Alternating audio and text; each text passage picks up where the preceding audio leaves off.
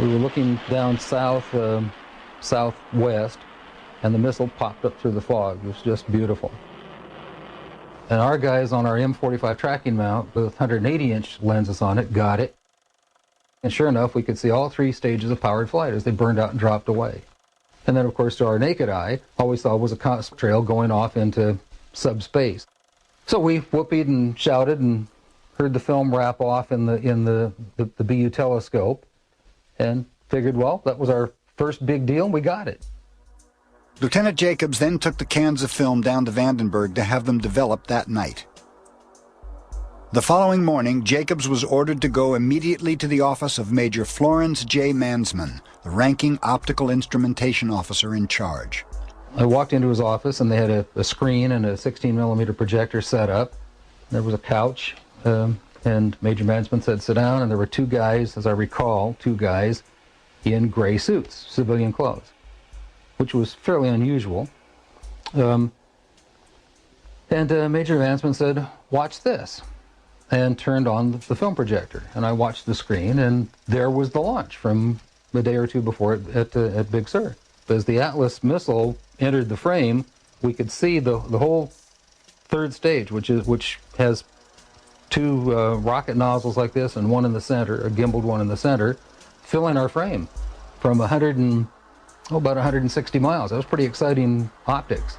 And then on that telescope, we could see the warhead, the dummy warhead. According to Jacobs, at this stage the rocket was traveling between 11 and 14,000 miles per hour when a saucer-shaped craft entered the frame. It flew into the frame like this, and it shot a beam of light at the warhead.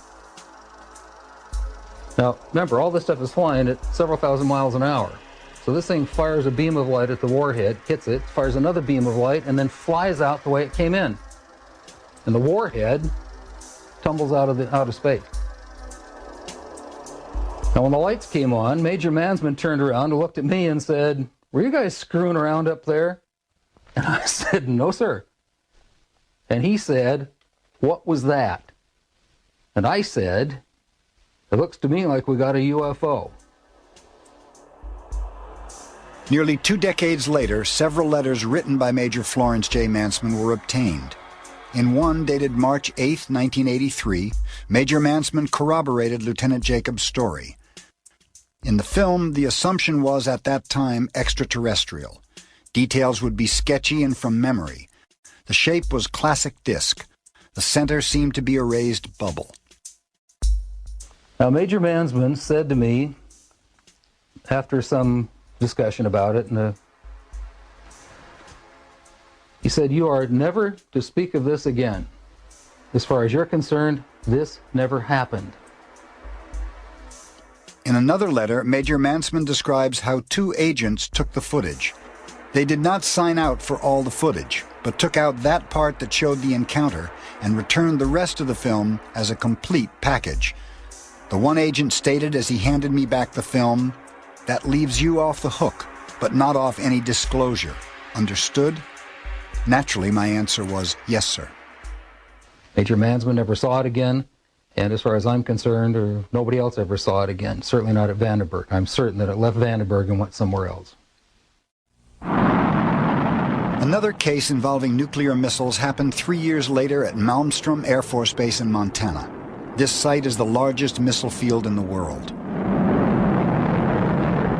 We simply were told not to talk about it. We did not talk about it to anyone.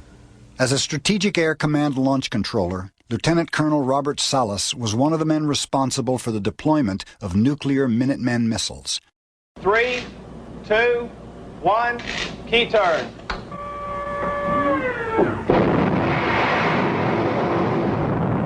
These missiles were to be launched as a counterattack in the event of nuclear war.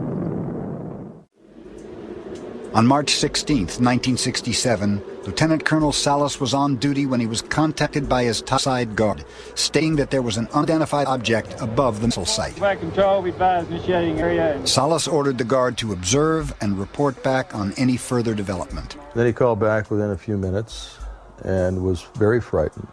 I could tell by his voice he was extremely agitated.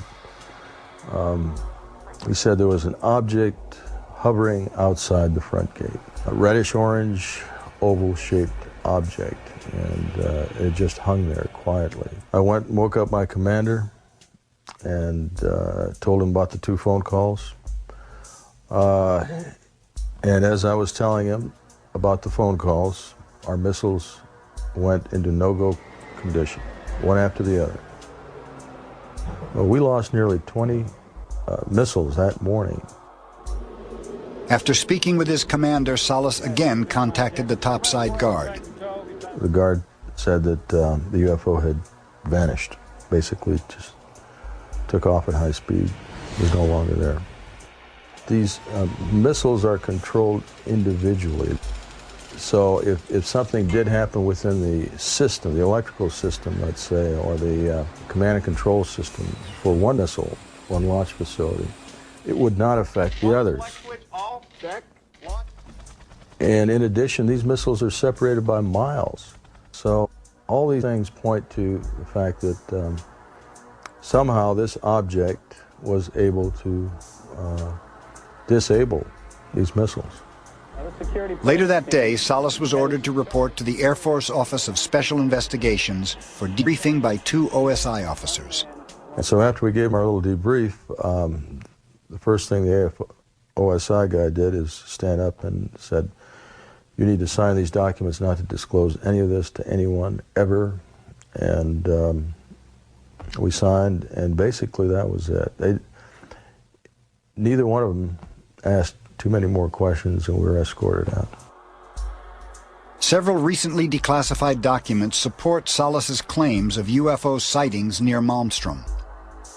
This preliminary report, dated the 24th of March, 1967, states that between the hours of 2100 and 0400 Mountain Standard Time, numerous reports were received by Malmstrom Air Force Base agencies of UFO sightings in the Great Falls, Montana area. It goes on further to state that reports of a UFO landing near Belt, Montana were received from several sources, including deputies of Cascade County Sheriff's Office. Another formally classified secret Air Force telex states that the fact that no apparent reason for the loss of 10 missiles can be readily identified is cause for grave concern to this headquarters. In 1993, after Lieutenant Colonel Salas had retired from the Air Force, he tried to gain access to official Air Force records of the incident.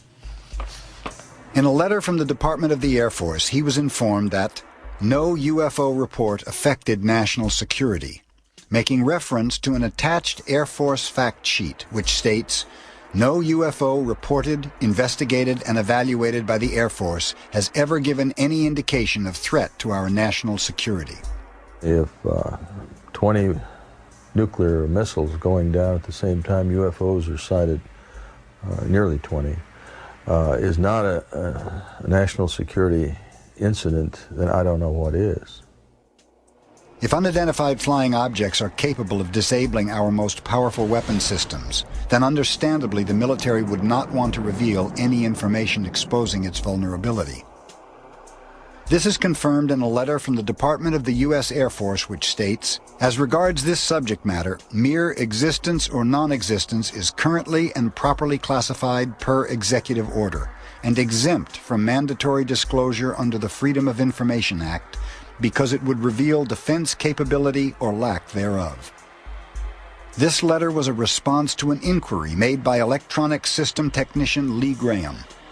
At the time, Mr. Graham worked at Aerojet, a prime contractor to the U.S. Air Force in developing DSP satellites. He asked the Foreign Technology Division if the satellite system he worked on could and had detected UFOs. Perhaps we need some outside universal threat to make... On 5 separate occasions, Ronald Reagan made references to an outside alien threat and the unifying effect it would have on us all. One such reference was made in September of 1987 while addressing the United Nations.